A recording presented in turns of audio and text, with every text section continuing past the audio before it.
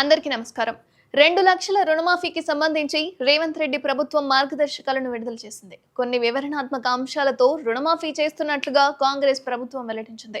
దీనికి సంబంధించిన విధి విధానాలను రూపొందించింది. నోడల్ అధికారి నేతృత్వంలో 2,00,000 రుణమాఫీ అర్హతలను ఎంపిక చేయనున్నట్లు వెల్లడించింది. అయితే రేషన్ కార్డు ప్రణాళికంగా ముందుగా స్వల్పకాలిక రుణాలను మాఫీ చేస్తామని చెప్పింది. రేషన్ కార్డు లేని వారికి ఆధార్ కార్డు ప్రామాణికంగా రుణాలను మంజూరు చేస్తున్నట్లుగా తెలిపింది. అయితే రుణమాఫీ మార్గదర్శకాల విడుదల అనంతరం రాజకీయాలు ఒక్కసారిగా బగ్గుమన్నాయి. షరతులు లేకుండా రుణమాఫీ చేస్తామని చెప్పి ఇదేంటంటూ టీఆర్ఎస్, ఇటు బీజేపీ, అటు కాంగ్రెస్ ప్రభుత్వంపై ఫైర్ అవుతున్నాయి. రుణమాఫీ మార్గదర్శకాలతో ప్రభుత్వం రైతులను మోసం చేస్తుందని ప్రతిపక్షాలు విమర్శిస్తే, రేషన్ కార్డు ప్రామాణికతపై ప్రతిపక్షాలు రైతులను రెచ్చగొడుతున్నాయని, అర్హులందరికీ రుణమాఫీ చేసి తీరుతామని అధికార పార్టీ స్పష్టం చేసింది. అయితే ఈ క్రమంలోనే రుణమాఫీకి రేషన్ కార్డు నిబంధనపై ముఖ్యమంత్రి రేవంత్ రెడ్డి క్లారిటీ ఇచ్చారు. అయితే భూమి పాస్బుక్ ఆధారంగానే కుటుంబానికి 2,00,000 పంట రుణమాఫీ చేస్తామన్నారు. కేవలం కుటుంబాన్ని గుర్తించడానికి మాత్రమే రేషన్ కార్డు నిబంధన పెట్టామన్నారు.